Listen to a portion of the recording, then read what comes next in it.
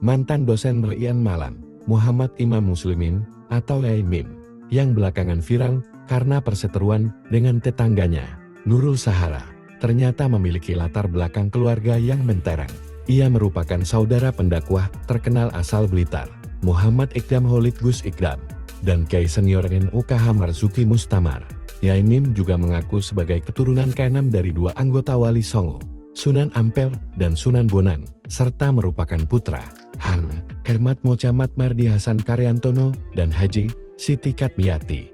Meski berasal dari keluarga ulama terkemuka, Yai Mim tetap merendar dan menegaskan dirinya bukan sosok terkenal seperti kerabatnya. Selain itu, Yai Mim mengelola Pondok Pesantren Al-Azkiyah Nurus Syafa'an Saufa dan memaparkan tafsir unik tentang konsep musyarakah yang diapresiasi oleh Gubernur Jawa Barat, Deddy Mulyadi, sebagai pandangan harmonis antara manusia dan alam.